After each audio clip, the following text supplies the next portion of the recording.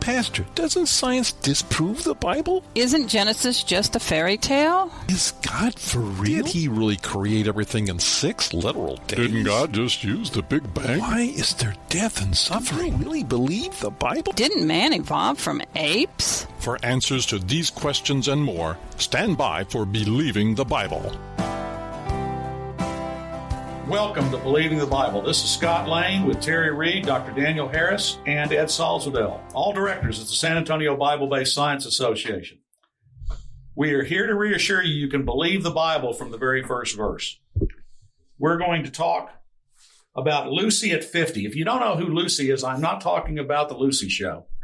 We are talking about the Australopithecus afarensis, which I dare you to say that 3 times in a row very quickly. An extinct ape, which people say was one of our ancestors. There are a lot of interesting things that have been found. This find was less than 3 feet tall. It's a 40% find, which incidentally is more than we usually find, but we don't usually find the whole thing. Was it all together, all the pieces? Oh, no. Great question, Ed. In point of fact, skull fragments were found 1 mile away. When they were found a mile away, actually one journalist at the press conference they had when they said, well, we found the missing link, said, wait a minute, how do you even know that something a mile away is part of this same skeletal structure? And the response was, well, it was anatomically similar. So it had to be from the same thing. It was such bunk, such just absolute junk. A toe was found 10 miles away. Jeez. You know, Humpty Dumpty was not put together this badly. Lucy's knee was found 10 miles away in strata 200 feet deeper. What's that supposed to mean if it's found in strata 200 feet deeper? Well, were they going ahead and looking at the worldwide flood and accounting for that, for having the different layers of mud and stuff like that? They weren't doing that. We're talking about contemporary geology. And 200 feet deeper is supposed to mean millions of years of separation between these things. Yep. It was under 3 feet tall. I remember my wife, I showed her a reproduction of Lucy when we were up at the Creation Museum just outside of Nashville, the Wonder Center that David Reeves has an excellent multi-million-dollar museum. But my wife looked at that and said, how can you tell that that's anything? Because it has so many pieces missing. When I told her of this background of pieces found a mile away, 10 miles away, 200 feet She wasn't a believer? Is that what you're saying? No, because it defies common sense. Well, it didn't stop them. They had a press conference, and people's careers have been made studying this thing.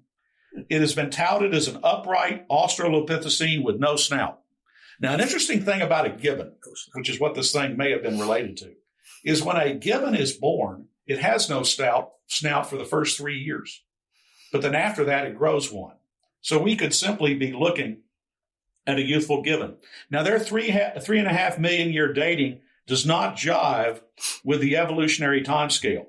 According to their evolutionary timescale, this thing should fit at about 1.8 million. So it doesn't even fit within their system. Computer analysis of the leg shows it was not a habitual walker. And why is that important? Isn't it the way that it grows? Well, it's not just the way that it grows. We'll get into that. But the whole point of this thing was that it was supposed to be transitional. It was supposed to be transitional. It was supposed to be something that walked upright, that this was the big transition. That's right. Well, it has the wrong hip. Now, here's what's really sad about that hip. The hip pieces they have were found in fragments. And they put them together in a way that with fillings in between the pieces to make it look like our hip. But you can do other reconstructions of this that show it totally be ape-like. That's where this find almost gets fraudulent, or does get fraudulent. It is fraudulent. It has insufficient lower spine. One of the things about humans is that we have a very robust lower spine set, and that allows us, when we're upright, to have that greater load of weight on us when we have that lower spine that's very robust and much larger than ape. Isn't it supposed to be curvature? It's a platform for support of the internal organs. That's exactly right. And it's supposed to have curvature. But Lucy has none of this, which shows, could she walk upright like a chimp does? Certainly. but it was not her norm. It was not her norm. One of the bigger things, and you were talking about growth, is the femur has no angle. When you look at any ape femur, which is your upper leg bone, in apes, they are straight. But in humans, they have an angle to them. That angle, again, promotes the ability for upright weight, but it's not available to them. You are listening to Believing the Bible. This is Scott Lane with Terry Reed, Dr. Daniel Harris, and Ed Salzadell. If you would like to learn more, go to sabsa.org. That is SABBSA.org. Today, we're talking about Lucy at 50. Most people have a nice celebration of a birthday at 50, although some women won't own up to it. But we're checking today on how she's doing. This supposed ape that walked upright. We were discussing the things that just don't fit into that narrative or story. One of those is when you look at her hands. When you look at her hands, she has the long, curved fingers that are set for arboreal living. This was a tree dweller, like any other ape. This whole Australopithecine, the bones were found in 1974 by Richard Leakey. And if that name doesn't ring a bell, he was the son of the great Lewis and Mary Leakey, who did a lot of work and found the original Australopithecus africanus in Africa as well. Now, he didn't even know what he had. It was interpreted as transitional by Donald Johanson. And this is the person who would really publicize and push this and had the opening press conference about it. But again, from what we see, it's a gibbon skull. But again, where was this skull cap found? 10 miles away. Guys, does this even make sense to you? Usually, from my perspective, if you wind up finding something, whether it be an animal or a human being, or some people look at them as both one and the same, normally you find the skull cap and the brain and everything all together with the rest of the body. But when you're talking about finding just the top part of the head 10 miles away, there's something wrong, to say the least. No, there's no way that goes together. There's no way that goes together.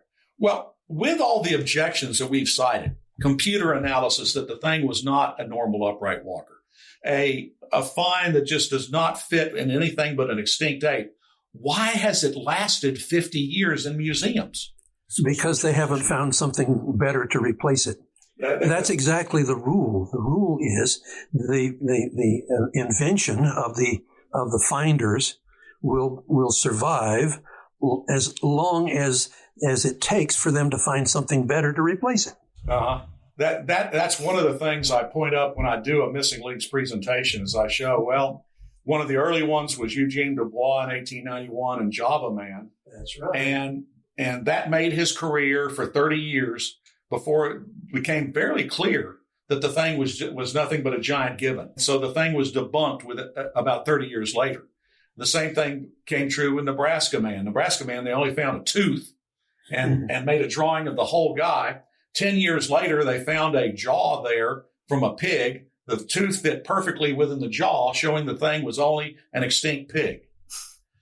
And this is the process that we continually go through, is that they will make a find. It will take us 10 to 30 years to debunk it. Sometimes 50. Sometimes 50 in this case. And again, your point is well made. It's because they haven't found another replacement. Well, replacement they're trying to push or tried to push about 20 years ago was what they called Artie or Ardipithecus. Mm-hmm. But that thing was quickly debunked. Rather than being small, he's huge and looks something like the Himalayan monster or something like that. Again, my question is, why is this thing still around? Why do we have a belief system in something that doesn't fit the scientific evidence so well? Well, they don't use the same level of scrutiny when it comes to Darwinian evolution that they want to use when it comes to the Bible. That's true. But folks, does this have anything to do with their own belief system? Yeah, they don't believe in God. They don't believe that God had created man by himself. And they think that this is, it developed upon its own. Basically, it's not following God. Well, they have to have a belief that there's a transition between man and ape in order to have their materialistic viewpoint. They have to have some. I mean, they can transition from reptiles to birds, and they can have a transition from amphibians to reptiles, and so on. And they can do all of those. And I mean, they can even say that land animals became whales. But the problem is that their belief system requires there to be some kind of a transition between ape and man. And whatever is going to work best for them, that's what they're going to hold on to. And you've hit on to the baseline for this. The baseline of this, it's based upon their worldview. It is not based upon solid evidence. Lucy at 50 has fallen apart as if she was constructed fraudulently from the start. And what she does is skew us away, run us away from a belief in God's truth and real history.